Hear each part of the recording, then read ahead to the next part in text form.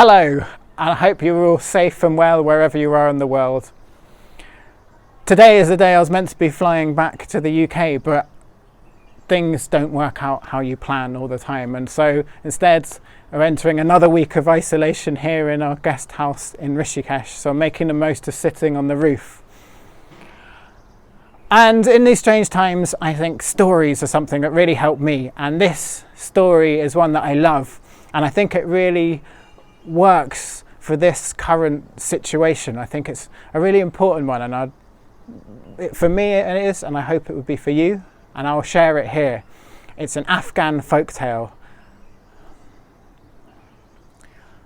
There was once a king, and he used to worry so much. He'd worry about everything.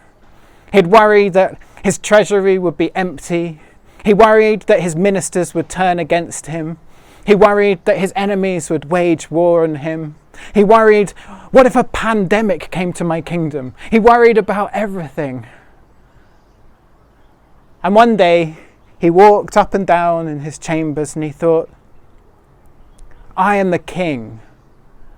And every day of my life, I worry and worry and worry. What must it be like for the people that live in the town, for the common folk? How do they deal with worry? Is it possible that they could ever be happy? The king really wanted to know the answer to this. Could the common folk be happy? And so he summoned his servants and he told them to bring with them the dirtiest, smelliest clothes they could find in the whole kingdom. And so they did. They brought him to him. They were unsure why, but they did. And before them, the king took off his royal robes and he began to put on these dirty, smelly rags. And when he had finished, a transformation had taken place. No longer was it a king, but a beggar dressed in all the dirty rags. And this was his plan. He left the palace without his royal entourage, and he went down into the town and he decided to test for himself whether he could find any happy people there. And he walked through the dirty, smelly streets, and he came to one particularly broken down hut, more of a hovel if anything. And he stared through the window, and there before him he saw a peasant. But this peasant looked so happy, really happy. He sat there in his dark little room with a broken wooden table, and in front of him he had a small loaf of bread. He had hardly anything, but yet he looked happy. So the king, disguised as a beggar, knocked on the door. Knock, knock, knock. And the beggar opened it. And the king said, "Oh, I'm just a hungry beggar. Would you share your food with me?" "Certainly, come in," said the peasant. "Come, share my food." And so the king found himself sat at the peasant's table. And he shared this small loaf of bread, and he couldn't resist it, and he said to the peasant, "May I ask, you have hardly anything, and all you have to eat is this small loaf of bread, and yet you seem so happy. How can this be?" "Ah," said the peasant, "well, you see, for a living I mend shoes. And today I mended enough shoes that at the end of the day I had enough money to buy this loaf of bread, so I am happy because of this." Thought the king. And what would happen if tomorrow you could not make shoes and you could not get money? Thought the peasant. Well, day by day, I have faith that all will be well. Soon after that, the king left and he said goodbye. And as he was walking back to the palace, he thought, that man is happy because he doesn't know worry. But tomorrow that will change. And so the king passed a law that nobody could mend shoes in the whole kingdom. It was illegal. The next day passed, and at the end of the day, the king once more put on the rags and went down into the town as a beggar to see if his plan had worked. And when he got to the hovel window, he looked through, and imagine his surprise as he saw the peasant sitting there with a small loaf of bread, and on top of it he was putting cheese, and he looked even more happy than ever. Again the king knocked and was welcomed in, and again he said, "How? I heard that you could not mend shoes. How have you got this bread and this cheese?" And the peasant looked at him and said, "Yes, it was a shock this morning when I found out I couldn't mend shoes. And so I stood there trying to think what to do. And at that moment I saw an old woman struggling at the well to carry a big bucket of water back to her house. And so while I was thinking what to do, I went over and helped her. And I carried this heavy bucket all the way back to her small house. And she was so grateful that she gave me a coin.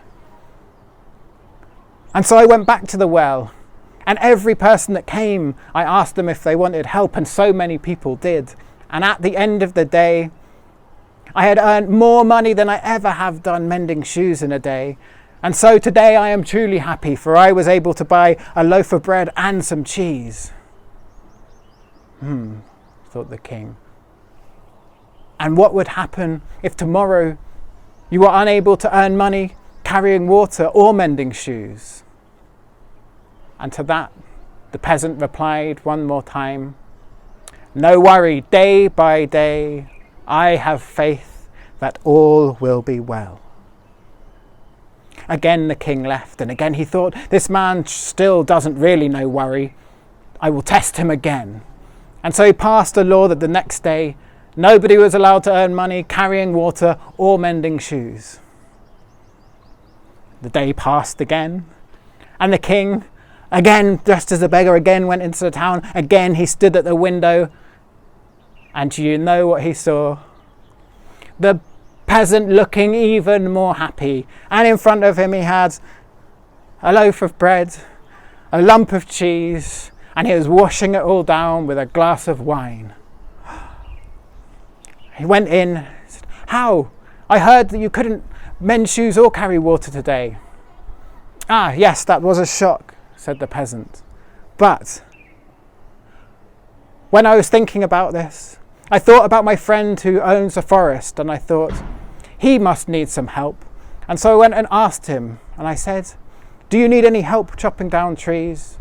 And he really did, and he welcomed me in, and I spent the whole day with a sharpened axe, chopping and chopping and chopping. And by the end of the day, I had earned even more money than I had done carrying water or mending shoes. And what's more, I got to spend the whole day in the forest. And so on the way back, I brought the loaf of bread, the cheese, and some wine. Oh, what a wonderful day." This time, when the king left, he thought, this man still doesn't know worry, and tomorrow I will set him a proper test, one that he will not pass. When the peasant arrived at the forest the next morning, he found that a decree had been issued that every forester in the kingdom must report to the palace, for they were to become the new guards of the royal castle. And so he went along with all the other foresters. And when he arrived, he was issued with his sword, which he placed in his scabbard at his side, and a helmet. And he stood there all day in the sun, guarding the walls of the palace. Oh, it was a boring job, just standing still all day, looking and looking and looking. But eventually the end of the day came, and he walked up to the head of the guards and he said, "I'm here to collect my pay." "What?" said the guard. "Everybody knows that the king's guards do not receive their pay by the day. They get paid at the end of the month. How dare you ask?" And with that, the peasant, now a guard, left the palace, and he walked back in the direction of his home, and he thought, "Oh no, today I have earned no money. How will I possibly have any money to buy any food? Today I will surely go hungry." But as he walked, he looked and he saw a pawn shop. And he thought, I have an idea. And he went into the pawn shop and he drew his sword he had been given to guard the palace. And he pawned it in at the shop, for he knew he would get enough money now to buy food for the whole month and still, at the end of the month, be able to buy back his sword with his salary. Oh, what a great idea. And so he left and he went back. And on his way back, he thought, but this is a predicament. I need to have a sword for my work tomorrow, otherwise I'll be punished.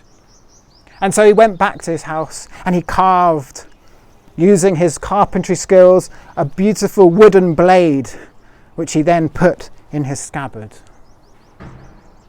That evening, the king once more came down to look. And when he looked through the window this time, he saw the peasant with bread, cheese, wine, grapes, biscuits, cake, a whole feast before him, looking incredibly happy.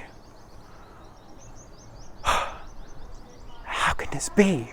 And he went inside, and the peasant, not knowing that this was the king before him, recounted the whole story, told him of pawning the blade and the wooden sword. And the king thought, now I have him. The next day, when the peasant turned up for guard duty, there was a commotion, and suddenly brought before him was a criminal held up by two guards. And they said, the king has said that this man was caught stealing a melon, and it is your job to punish him. You must cut off his head with the sword. Now. And the king was watching from afar, and he thought, there's no escape from this. And the peasant stood there, and he thought to himself, oh no. Now this is a real predicament. If I don't take my sword out and cut off this man's head, then I will be going against the king's orders, and for that I will be punished and have my own head cut off for betraying the king. But if I do draw my sword, they will see the wooden blade and they'll know that I have sold the property of the palace, and for that I will be punished and most likely have my head cut off. This is a problem. And so he stood and he thought. And then it came to him, an idea. By this time a crowd had started to gather around him, and the king looked on. And the peasant stood tall, and he put his hands on the hilt of his sword, and he looked around. And he took a breath, and he looked up to the sky, and he said, "Oh Lord God, Almighty One, please, if this man is guilty, may I draw my sword and cut off his head. But if this man is innocent, then please, when I draw my sword, change this metal blade into one of wood." And before everyone, he drew his sword. Gasps from everywhere as they looked up and saw that his prayers had been answered, for there was not a blade of metal, but indeed a blade of wood. A miracle, they thought. A miracle, they cried. And the king pushed his way through the crowds until he got before the peasants. And he was not angry. Instead, he said to the peasant, "I know in the past you have been hungry and worried about where your food will come from, but never again. For today and every other day you have proved to me your ingenuity and your ability to stay calm and have faith that all will be well. And now you must be my chief advisor at the palace. And that is what happened. From that day on, the peasant sat in the castle and helped the king and governed the kingdom by his side.